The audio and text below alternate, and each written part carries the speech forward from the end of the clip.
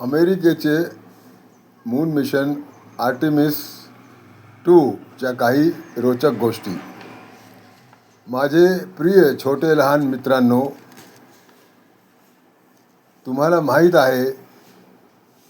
आहे का की अमेरिका 50 वर्षानंतर एकदा परत चंद्रावर जाण्यास तयार आहे. दिनांक 1 एप्रिल रोजी अमेरिकेचे आर्टेमिस 2 रॉकेट ओरियॉन अंतरिक्षयानमध्ये 4 अंतराळवीरांना घेऊन चंद्राकडे उड्डाण करेल. आजच्या व्हिडिओमध्ये आपण या मिशनच्या काही रोचक गोष्टी जाणून घेऊया. मुलांनो, तुम्हाला माहीत आहे की आर्टेमिस 2 चे काय काम आहे?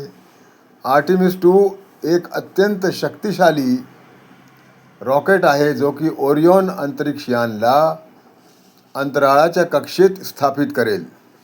यासाठी हे रॉकेट 8.7 मिलियन पाउंड्सचे थ्रस्ट उत्थापन शक्ती, त्याला म्हणतात थ्रस्ट, जनरेट करेल. ही मोहीम एक फ्लाय बाय मिशन आहे, म्हणजे अंतरिक्षयान चंद्राची परिक्रमा करून 10व्या दिवशी पृथ्वीवर येईल. ह्या मिशनमध्ये काही धोक्याचे क्षण पण असतील, जसे की जेव्हा अंतरिक्षयान चंद्राच्या दक्षिण बाजूला असेल तेव्हा 1 तासासाठी त्याचे पृथ्वीशी संपर्क तुटून जातील. उड्डाणाच्या अगोदर अंतराळवीरांना 10 दिवसासाठी क्वारंटाईन, म्हणजे त्यांना बाहेरच्या वातावरणामुळे काही इन्फेक्शन होऊ नये आणि त्यांची तब्येत छान राहावी म्हणून एक सुरक्षित ठिकाणी ठेवण्यात येते, त्याला क्वारंटाईन म्हणतात. उड्डाणाच्या अगोदर हवामानाची पण चाचणी केली जाते, जसे की आकाश स्वच्छ असून सूर्यप्रकाश छान आहे आणि वादळ तर नाही. अंतरिक्षयान सोलर एनर्जीचे वापर करतो म्हणून हे आवश्यक आहे. मुलांनो, ह्या मिशनमध्ये तुमचा पण सहभाग आहे. कॅलिफोर्नियाच्या